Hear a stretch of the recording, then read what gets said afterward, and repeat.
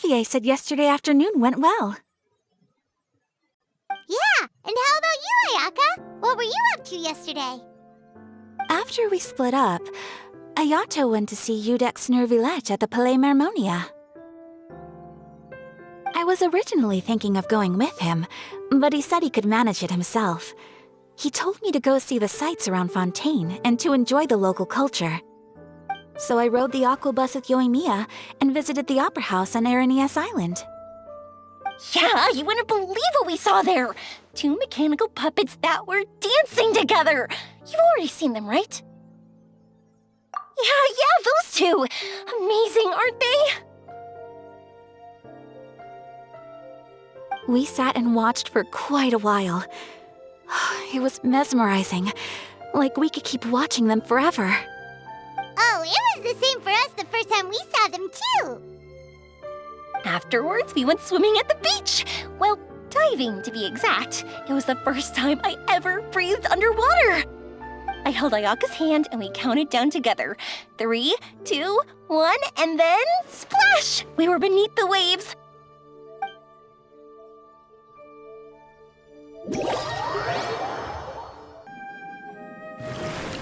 At first, I didn't dare to open my mouth.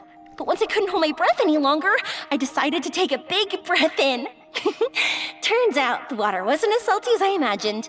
It didn't really taste like anything at all. Before I knew it, I was breathing like normal down there. It was an amazing feeling. Ayaka said I was too nervous and needed to loosen my grip.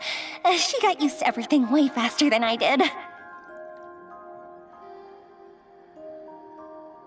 I knew that the Traveler could do it, so I had no doubt we could do it too.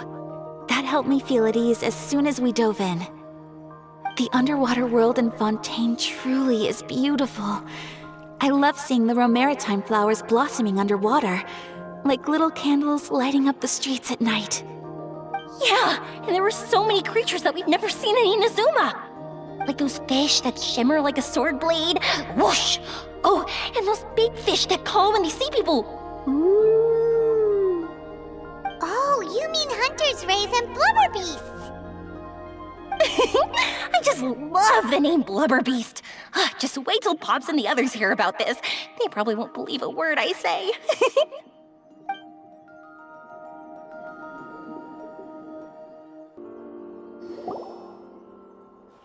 Yoimiya was down there for quite a while. It was dark before we finally rode the aquabus back to the city. I figured she'd want to sleep in today. Yeah, even I was worried that I wouldn't be able to get up. I still felt like I was drifting in the waves when I went to sleep last night. But as soon as I woke up today, I remembered that we'd all be shooting a film together, and I was ready to go. Speaking of the film, where's everybody else? My brother and Xavier were speaking to the restaurant owner about using the place as a filming location. They should be here soon. As for the others, We're here. Please excuse my tardiness. I just finished the Special Patrol's 6-mile morning jog. Wait, 6 miles? I'm so tired. I heard you all chatting, so I decided to come down. I sure could use some of that endless energy everyone else has. Good morning, everyone. Morning. Can someone fetch me a cup of coffee? More milk, hold the sugar. Sure, I'd be happy to do that for you. No, you can't go anywhere. Please, have a seat over here so I can get started on your makeup. The last thing I want is coffee stains on my costumes. I can get the coffee. It's the perfect job for an assistant.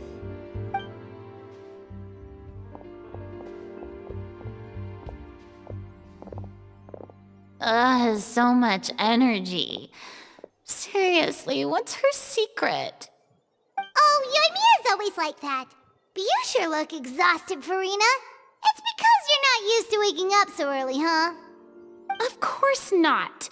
I spent the whole night reading the novel from cover to cover, marking sections that either need to be omitted or adapted. Wow, Paimon didn't expect you to be so thorough. Well, I was the biggest star in all of Fontaine after all. It takes more than just a pretty face to earn a reputation like that. I know how to get serious when the situation calls for it. I went all out when I was acting as an Archon, so why wouldn't I do the same for my own life? Here's your coffee, Director Farina.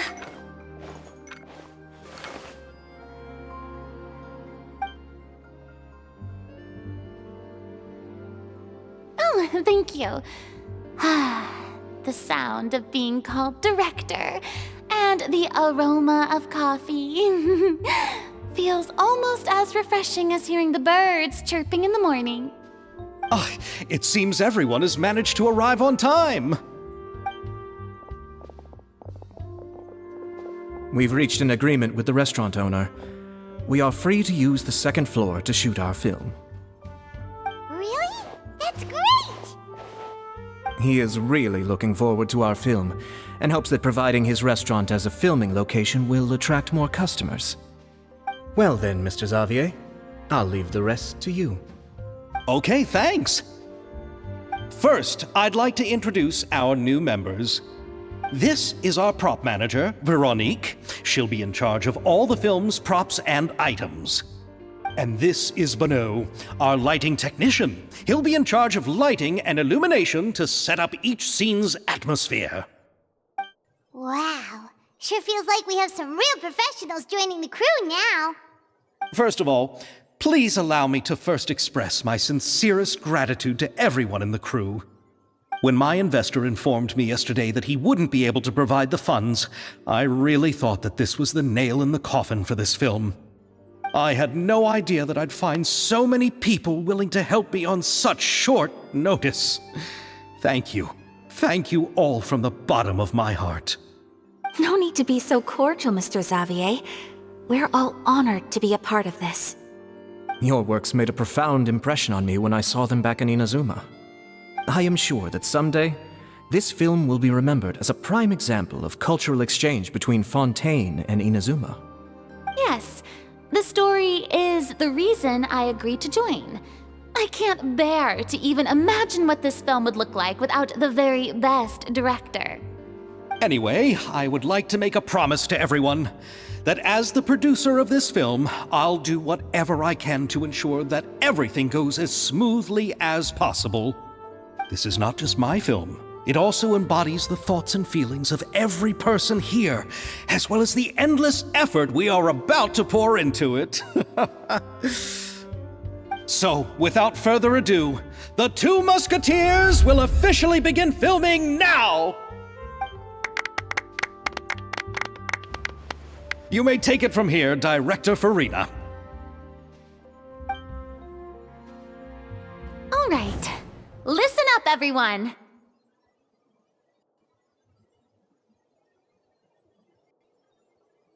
The first scene takes place when the two young musketeers are living at the Baron's home, still unaware of all that is about to happen to them.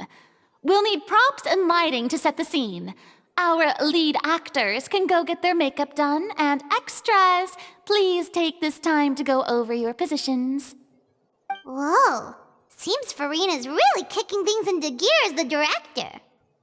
Is everyone clear? I don't want anyone traipsing around the set like umbrella finches. All right, cameras will start rolling as soon as the set is ready. Let's make a film that'll make some serious waves in Fontaine. Not the kind of waves that drown people. I mean, the good kind of waves. Seems like she's still a bit traumatized by that. Anyway, let's go see if there's anything we can do to help.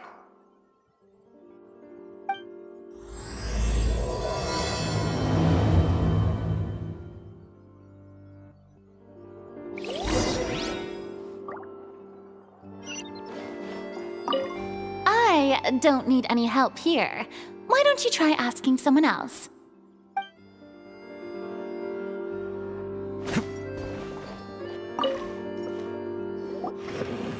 How about here?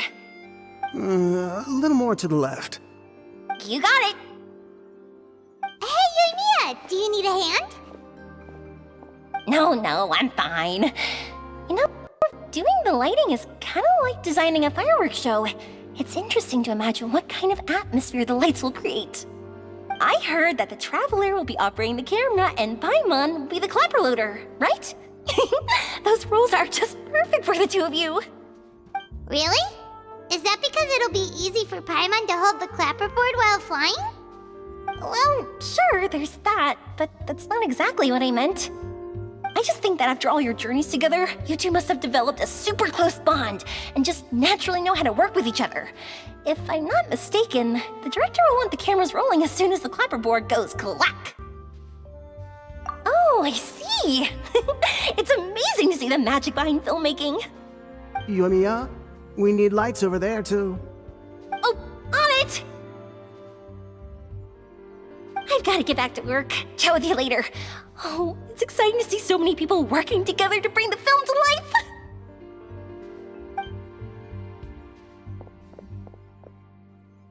Seems like Yoimiya's really getting into it. But she was right. We do have a super close bond, don't we? Paimon's really happy to hear that.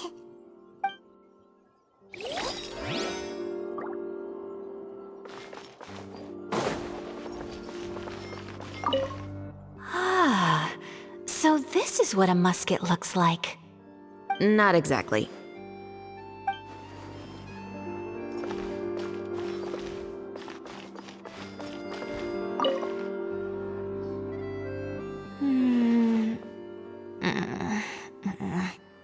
Ayaka has mentioned you to me before.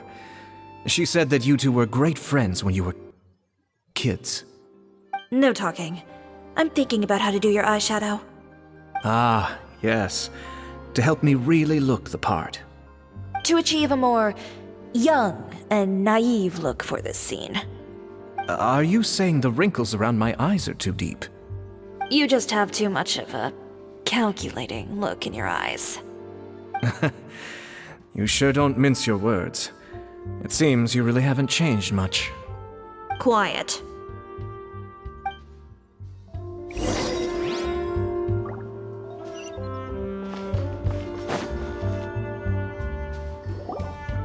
So, this is a real musket?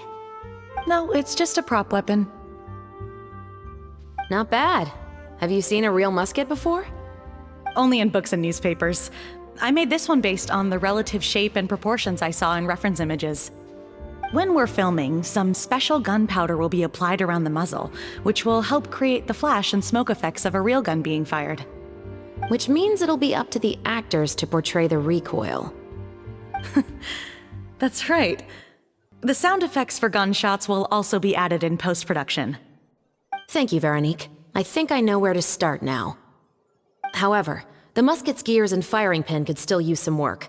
Adding some wear on the metallic components will make them appear more realistic.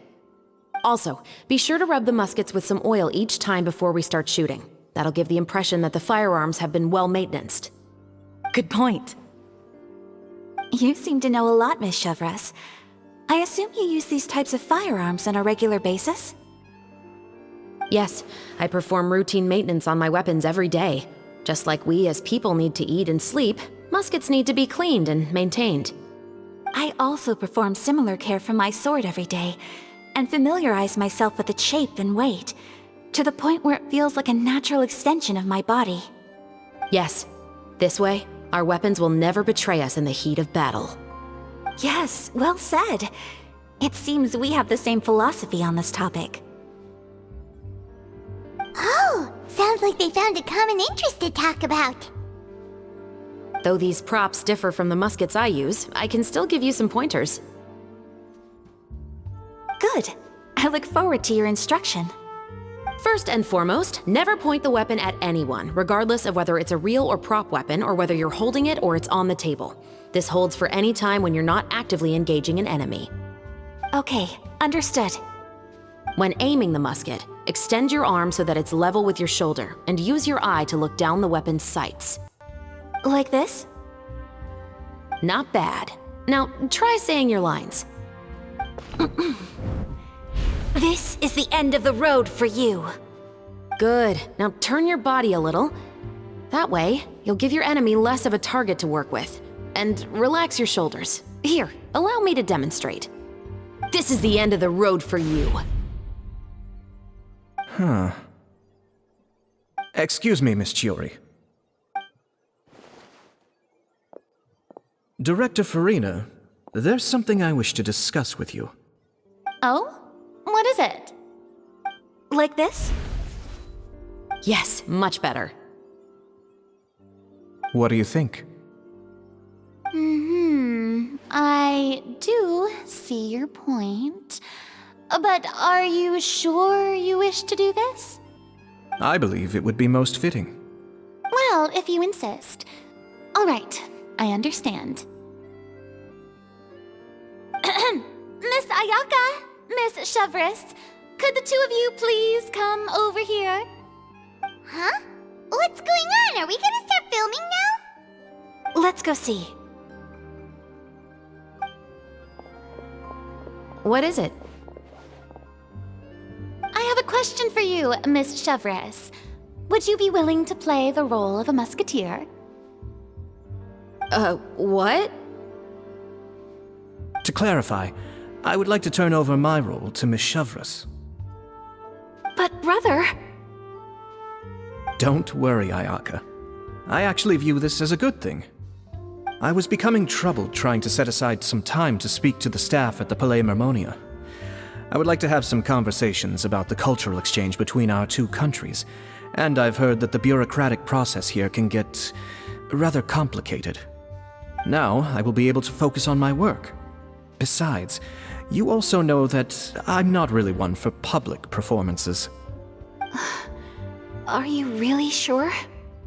From a director's point of view, I also felt like the relationship between the two musketeers in the original story could be improved. The older brother in the story plays the lead role with his overbearing character, but this causes his character to overshadow that of his sister, and the theme of the two supporting and relying on each other isn't conveyed very well. But if we were to change the siblings to two sisters of a similar age, then that aspect of the story might come through more clearly. Also, I've seen you instructing Ayaka.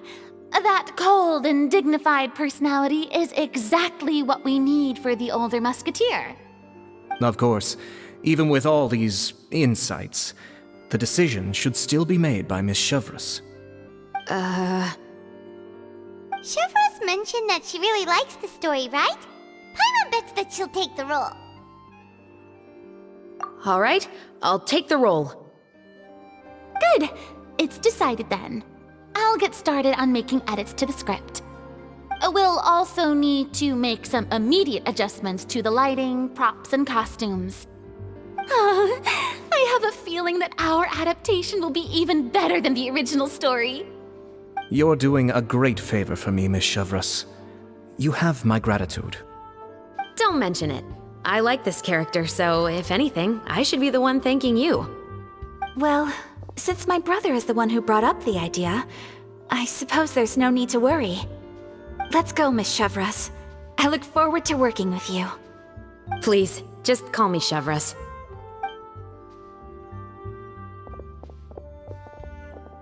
Seems like you're really going out of your way to solve the problem I was having with your makeup. Surely you jest, Chiori. I assure you that I was mostly motivated by a desire to spend more time on formal business. Oh, come on. You really think I'd buy that? According to what I've heard from Ayaka, her brother is someone who can juggle 10 different matters at the same time. I'm sure you have other reasons for backing out. Perhaps. Ayaka always said she wanted to go out and see more of the world, just like the Traveler. But I feel that she needs not only to see other nations, but also to make some different kinds of friends. I think it would be harder for her to make new connections with me constantly by her side. I would like to give her some space. Alright, go on. Spoil her some more. Ayato, it's too bad you're stepping down from the role. Paimon really wanted to see you act as a musketeer. No need to poke fun at me. I'd wager that you also felt that I wasn't the best candidate for the role. It's a little hard for Paimon to imagine you saying those lines. Yes, I've made an appointment to meet some people from the Palais Mermonia. Now, I will have some more time to prepare. Traveler, get the camera ready. Paimon, get the clapperboard. Actors, to your positions. We're about to start shooting the first scene. Go on now. And please take good care of Ayaka. Yep, don't worry. Thank you. I look forward to seeing the film when it's finished.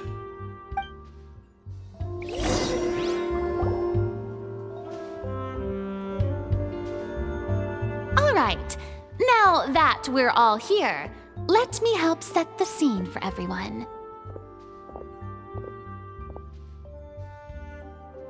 The first scene takes place when our two main characters are still living at the Baron's estate. They've been ostracized and verbally abused by others in the household, but they still have no idea why. We want to capture how naive and innocent they are despite their pain. Chevris will be playing the role of the older sister, Tulip, and Ayaka will be the younger sister, Iris. Be sure to get close-ups of the main characters at the right moment. Silence on the set! Lights, camera, action! Let's go! Tulip, Mother's been out for quite a while now. Perhaps she went to pick some flowers on the way home. You know how she loves flowers. Iris, Tulip, I'm home.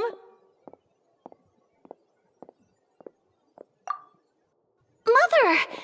You were out for so long, we were beginning to worry about you. I'm sorry, but I'm back now, safe and sound.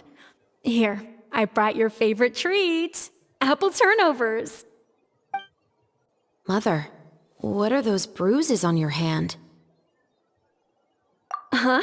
What bruises? Oh, I must have bumped into something while I was working yesterday. But I didn't notice them this morning. Then perhaps they're from when I accidentally tripped when I was out just now. By the way, did you have fun playing at home?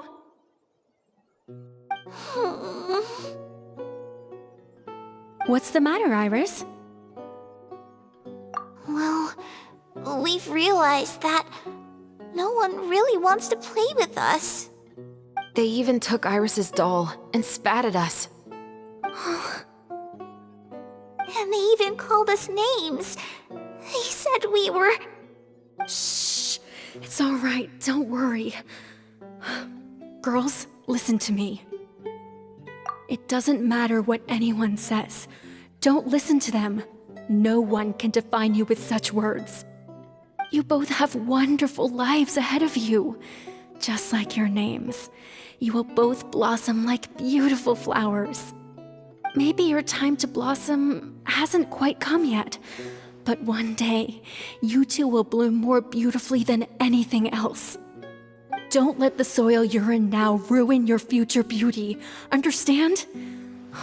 My dear daughters. And cut! Not bad. The actors' emotions were all on point. Let's keep that take. Also, if our clapper loader could avoid shouting at the start of the scene next time. Oh, got it. Great. I was a little worried that my nerves would get the better of me. What about you, Chevris? I felt fine. The lines weren't too difficult at all. Seems like Farina must have adapted the role nicely. You two were great. I couldn't tell it was your first time acting in a film. You should have more confidence. Thank you for your encouragement. Positions, everyone! We'll move on to the next scene after we try a few more camera angles.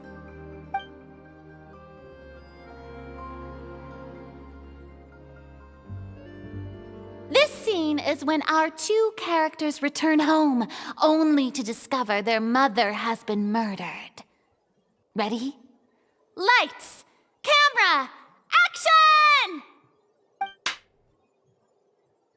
Mother, we're back! Mother?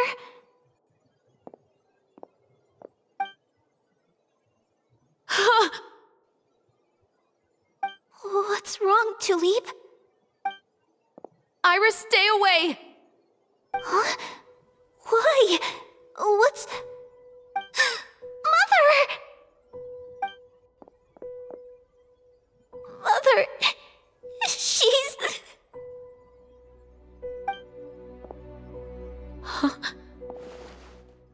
There's poison in this cup. Huh? I could have sworn I've seen this kind of cup before. Those aristocrats. They didn't even try to cover up their actions.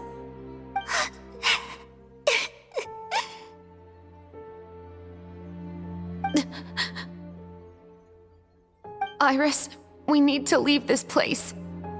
Leave? But now that Mother is gone, where can we even go? Anywhere. All I know is that we can't stay in this house. But are we just going to let them get away with this? We'll have our revenge, I promise you. Just not right now.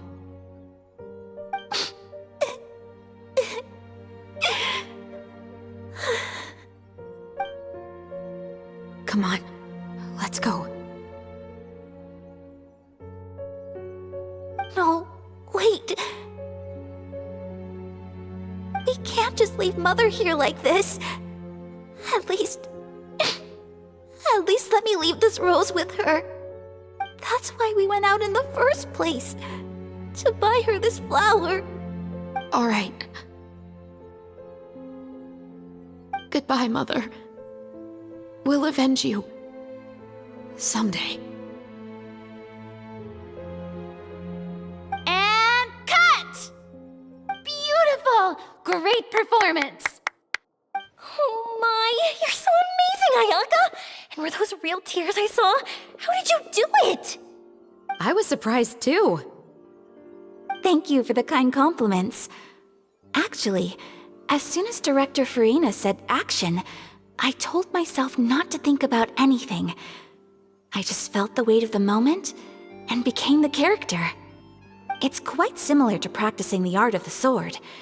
You clear your mind and focus only on what's happening in front of you. Ayaka's performance was amazing. Have I discovered an acting prodigy? Pipe down, everyone! We need to move on to the next scene!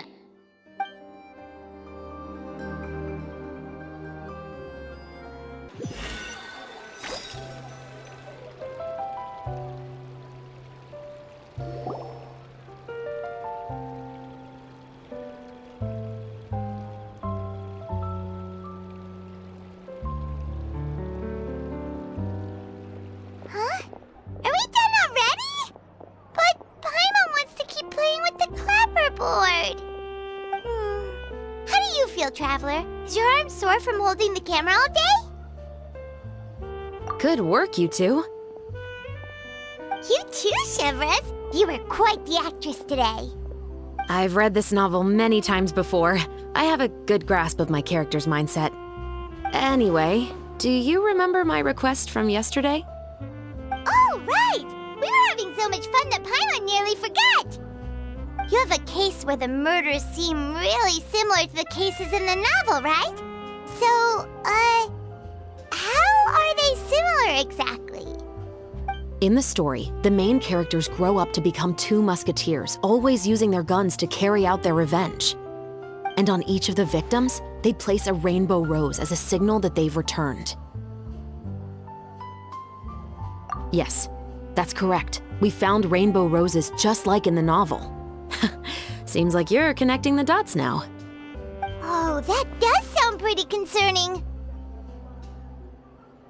Especially after seeing the script today. Oh, now Paimon can't stop wondering what kind of ulterior motive the murderer might have. What do you think, Traveler? You're smart. Paimon wants to hear your thoughts. Good.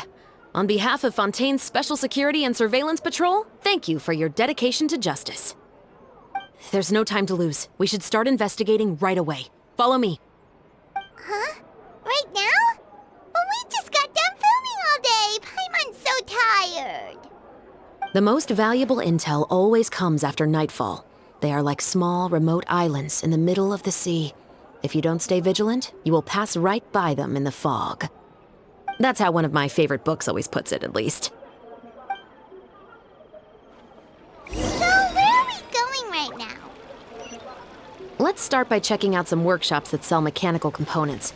If the culprit is making their own weapons, it's very likely that they'll visit those sort of places.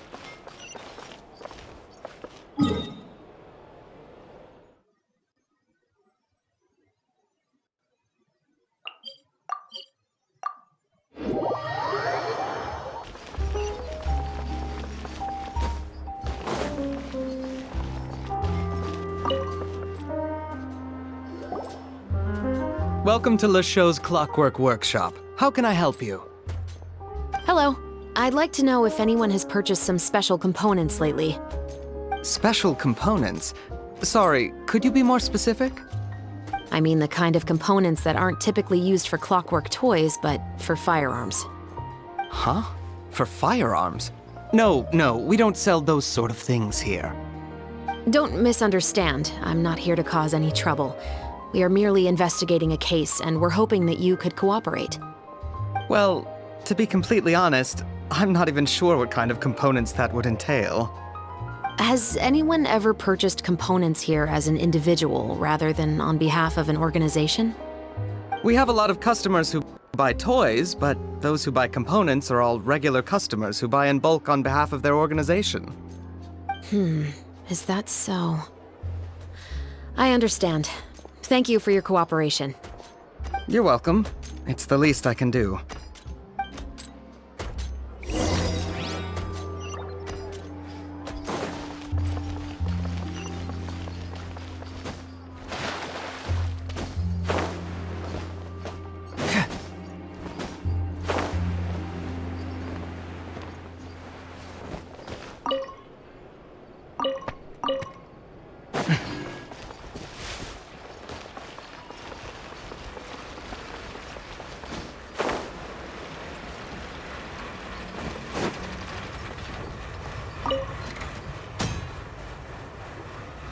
Oh, hey, Chevres. Run out of oil for your musket again? Hello, Estelle. I want to know if anyone has come to your shop recently to order some firearm components. Oh, is this another case? Let me think. I don't think so. Some people have requested that I make some prop guns for the Fontanalia Film Festival, but I refused all of those requests. Oh? Why's that? Because there's no profit! I only make things here that can do some real heavy lifting. I don't have the energy to make some new molds just for the festival. Then has anybody come specifically looking for mechanical components? Well, I usually sell off my scrap to the Fleuve Cendre. I don't typically give them to one specific person. I understand. Thanks for your cooperation. Don't mention it. Always happy to have the Musketeers' patronage. Seems like we haven't found any leads to go off yet. Yeah, unfortunately. All right, let's head to Fleuve Cendre next. Huh? Are you sure? People might not be so thrilled to see the captain of the special patrol there. You think so, huh? Then I guess you don't know. Huh? Know what? That I grew up in Fleuve Cendre.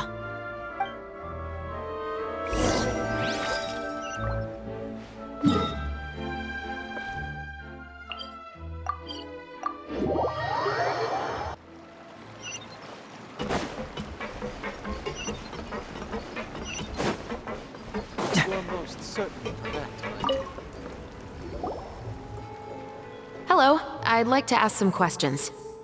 I don't know anything. Don't worry, I'm not here to arrest anybody. You say that now. It's the truth. Here, Take this as my guarantee. Wait, did Paimon just see what she thinks she saw? Is the captain of the Special Patrol bribing a citizen? Seems you're different from the other guards. What do you want to know? Have you heard anything related to Muskets in Fleuve Cendre lately? Anything at all? Muskets, huh? All I know is that about 2 weeks ago, we started hearing some loud noises at night. So loud that it's been waking me up. Were they gunshots? Possibly. It's hard to tell around here. Someone's house collapsing, a pipe exploding somewhere, it's all the same. But the noises I'm talking about definitely happened after I fell asleep. Do you know where the noises were coming from? I don't remember clearly. Is it that you don't remember, or that you need to think about it some more? You tell me. Then please, think about it some more. She's giving her even more Mora! The noises came from the end of the Southern Waterway. I came out and had a look for myself when I wasn't sleeping well, but I didn't dare get too close. That's all I know. All right, I'll take your word for it. Thanks for the pâte de fruits.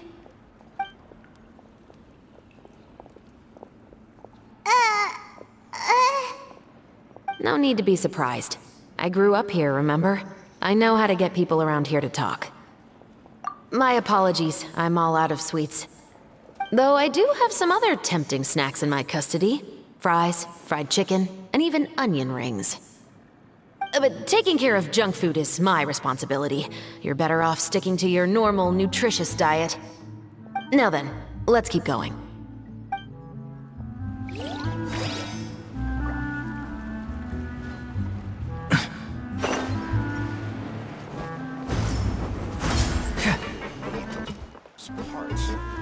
It's taking him so long.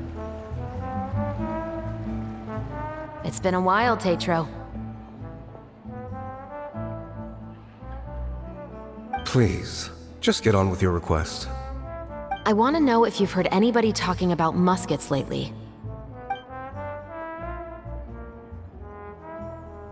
Information isn't free, you know. I've heard that bandits have been extremely active in the countryside recently, and they've been affecting the delivery of goods to Poisson.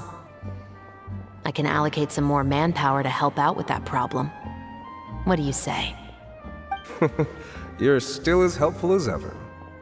One of our men got drunk at dinner about a month ago and lost his gun. 3 days later, it turned up in the corner here. What's weird about that? He just forgot where he put it, right? This is Fleuve Cendre, my friend. Anything of value left in the tavern won't ever make it to the next day. But that gun turned out to be an exception. It didn't get any new wear and tear on it, and didn't even appear to have been fired. We were quite mystified as to what could have happened. I suspect it came back because the weapon was already known to the guards. You mean, a criminal was afraid the Marechaussee Phantom would use the shot marks to track them down? Maybe. But if that's the case, the culprit really took great care to avoid getting caught. I didn't say anything about a criminal. In Fleuve Cendre, knowing who was killed is as easy as knowing what clothes you're wearing today. It's the guy living in the east side, isn't it? I've never liked him. Every time he's here, he just orders a drink and sits there with a nasty look in his eyes. So, who was the one who lost the gun in the first place? Don't bother. Even if you ask, he wouldn't admit to owning a gun to some strangers. Not to mention the captain of the Special Security and Surveillance Patrol.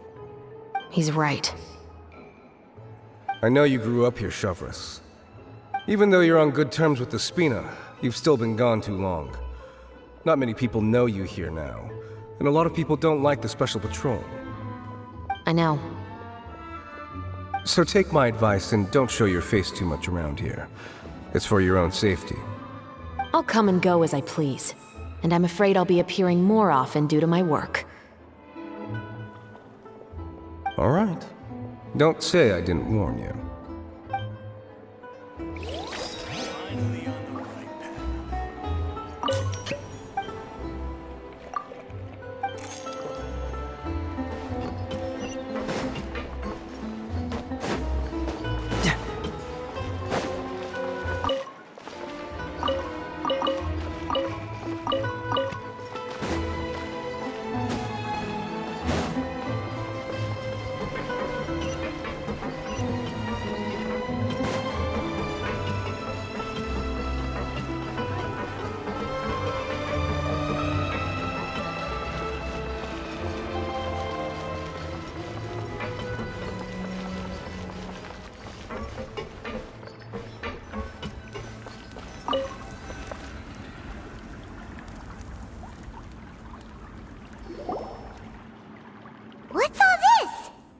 some broken planks and barrels, as well as some liquor bottles?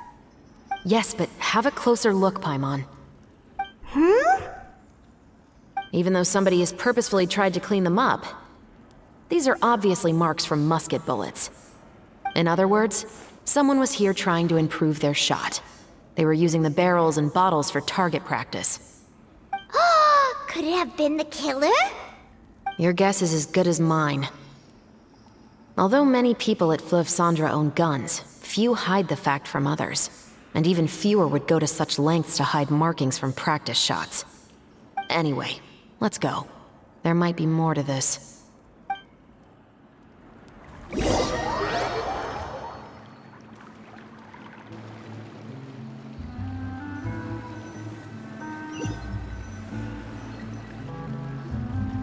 Seems like that's all we'll be able to uncover for today. Paimon feels like we managed to learn a lot more here than up on the surface. Yes. Assuming that everything we found is indeed connected to our suspect, then their timeline was probably something like this. A month ago, our suspect found a gun and took it home to disassemble it. Once he'd figured out its mechanics, he brought it back. In the following weeks, he used some parts to create his own makeshift musket, and took it to the Fleuve Cendres for target practice. Then, a few days ago, he found his target and carried out the murder. Once the deed was done, he left a rainbow rose on the body, just like the scene in the novel. That all makes sense to Paimon, but we're still no closer to figuring out the killer's identity! The deceased was a resident of Fleuve Cendres. It's said that he was a poor, solitary man. Yeah, that's also something I'm trying to figure out. If we are indeed following the novel, and there's a story behind the murder, then this murder should be an act of vengeance. But according to our investigation, the deceased didn't have any enemies. He was no saint, but no one's heard of a rival who hated him enough to shoot him dead, much less care to leave a rose on his body. What message is the killer trying to convey, and to whom exactly? We've thoroughly investigated that possibility. He claims to have spent the whole day at the Opera House on the day of the murder, and the staff there have confirmed his account. Okay, so he has an alibi. Not only that, he lacks a credible motive as well. He has a family of his own, and both of his parents are still alive. I've looked into his records. He was adopted at the age of 6, and all the proper procedures were followed. There are also records of him at an orphanage before then. In the story, the mother of the 2 musketeers was murdered after the children turned 10. Of course, he could have changed the children's ages, but I don't want to assume anything without evidence. More importantly, I've also had a chat with him in person. He didn't seem like the kind of person who would pull the trigger to kill a man. Then, what should we do now? We have all this new information, but it doesn't help us move forward. Investigations take time. I didn't expect us to catch the culprit in just a single day. How about this? Let's spend the next few days filming with the crew. We can continue the investigation once we're done with the film. I'm sure that given time, new leads will present themselves. Wait, but weren't you saying Intel is like small, remote islands in the middle of the sea just a moment ago? Wouldn't you just miss them if you were to stop looking? Ah, but the book had more than one reference to the islands, Paimon. Oh? What else did it say then? As long as you spend enough time sailing through the fog, you'll eventually come across an island.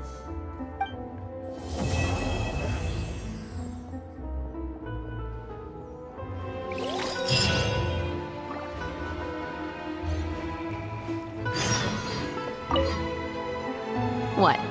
Never thought that the captain of the security and surveillance patrol could come from the Fleuve Cendres? Honestly, I'm pretty shocked too. There used to be a time when I thought I would never be able to join the guards. But as long as you can distinguish yourself through your accomplishments and skills, you'll eventually be recognized for your worth. If you look at it another way, my life at Fleuve Cendres has actually taught me a lot of valuable skills.